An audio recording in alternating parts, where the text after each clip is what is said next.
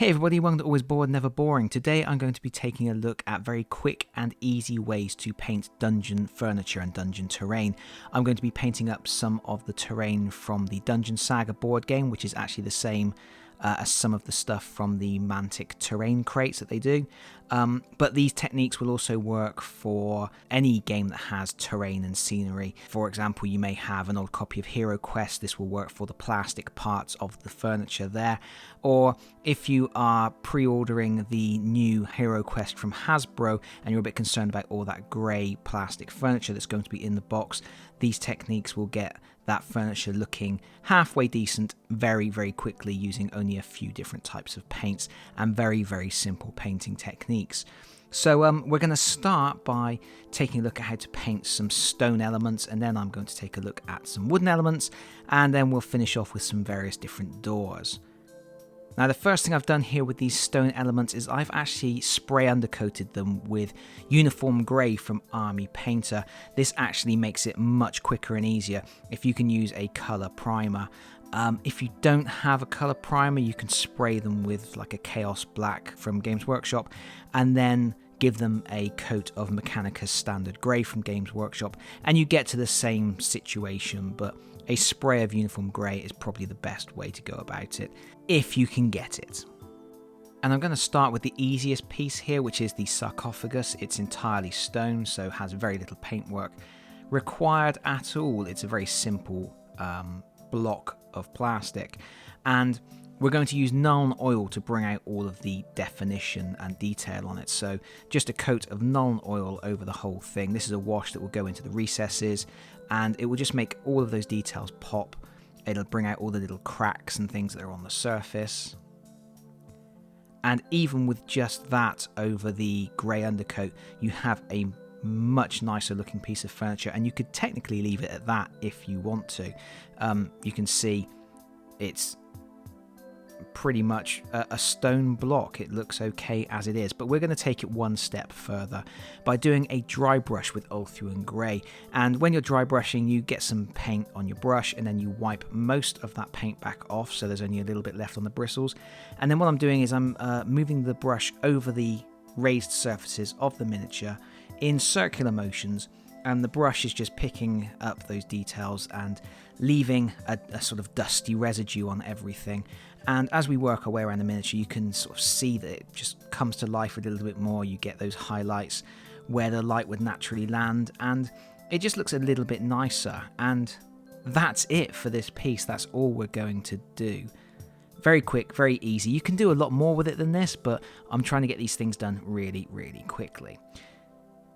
For the throne, it's a stone throne, but it has some other detailing on it. We've got some embossed hammer insignias on the side, and I think they're supposed to be gems around the rim of the back of the throne, but I'm just going to paint those as gold insignias as well. So we're using Balthazar gold here, and we're just going to pick out all those raised details, being very careful not to go over any of the stonework that we have done.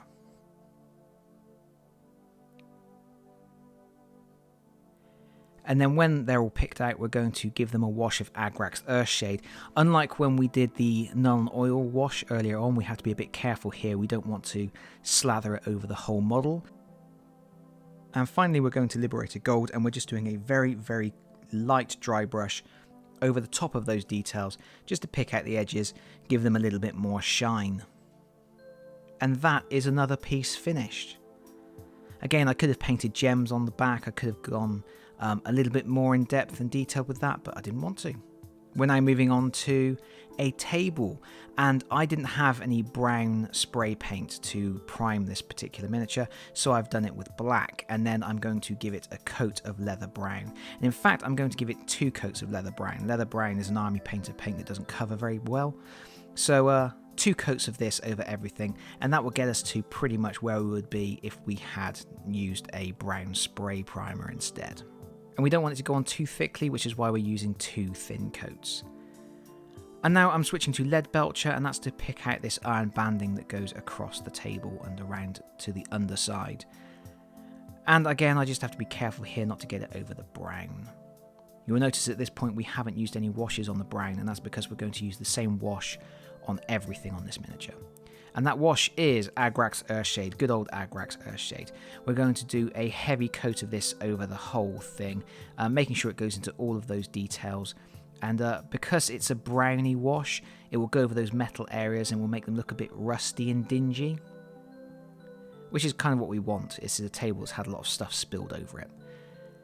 And again, we're at a point where you could just leave it at that and it already looks quite nice, but we're going to go just a little bit further with it by switching to Monster Brown, and really you just need any brown that's lighter than the one you used originally. And we're going to do a dry brush. We are sweeping the brush across the table against the grains so that the bristles will pick out all those little grain details. This doesn't have to be a heavy dry brush, just enough to give a little bit more definition. And then we're going back to Lead Belcher, and I'm thinning this down quite a lot, and I'm just going back over the metal banding, making sure I don't go over the whole thing because I don't want to lose all of that shading that the washes have provided, but just over the tops of the studs and then on the main flat areas, just to brighten it up a little bit. And you can see that you will keep the wash around the studding, and it will give that that shading. And there we go, that's 2 tables completely finished. Next, we're moving on to the doors. I could have sprayed these grey, but I ran out of grey, so I sprayed them in black. And then I've done the edges as I did with all the other stone areas earlier on. And these particular models, you can see there's some little circles that I'm pointing out here in the video. That's just from the moulding. I could have sanded those off and filled them in, but I felt it was more effort than it was really worth, so I didn't bother. So yeah, I've just done the stonework the same way as I did the stonework on the sarcophagus and the throne, and now we're going to deal with the doors. I'm going to use oak brown, which is a much darker, richer brown than we used on the table, and it doesn't cover particularly well, so we're going to use 2 thin coats to make sure we get good coverage all over the whole door, and we need to make sure we go into all of those deep recesses on this. And it doesn't matter about going over the hinges or anything at this time. Those will get painted later on. You just don't want to go over any of the stonework you've done. Once those 2 coats are dry, I'm switching to Lead Belcher, and I'm going to pick out any metal areas on the door. So if the door had a handle or anything like that. You need to be a bit careful here. Thin the paint just a little bit, just so you get some nice control. You don't cover any of the details, and you don't have a situation where it goes all globby and ruins anything you've already painted. And if you've thinned it just right, when you do these hinges, you can just lightly apply it, as I'm doing there, straight over the hinge, without getting it all over the wood that you've painted. Takes a bit of a steady hand, but my hand isn't that steady and I manage it okay, so shouldn't cause too many problems. And then good old Agrax Earthshade. We're going to cover the whole door with Agrax Earthshade. We're going to use quite a lot of it because this door has really deep recesses, and I want to make sure there's plenty of wash going into all of those recesses.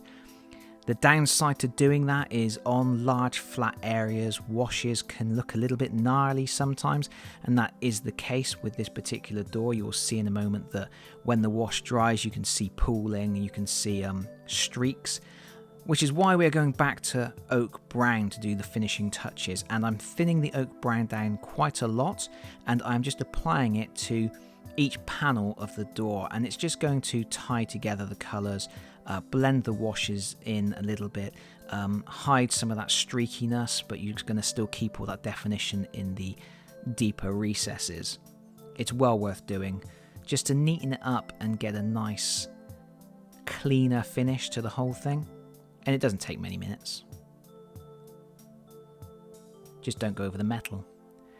And I'm not even going to do anything else with the metal. I'm leaving it at that. I'm quite happy with that. I think that looks decent. And I think you get the point by now, but we're just going to do one more thing. We're going to do this portcullis here. Again, the area around the portcullis, the arch itself, has been done using that stone technique from earlier in the video. And then the metal portcullis is getting a coat of Lead Belcher. Just being careful when you get to the edges. The most difficult thing with this is making sure you get a good coating of the Lead Belcher inside all of the little squares. it's a little bit of a painstaking process to make sure you get good coverage.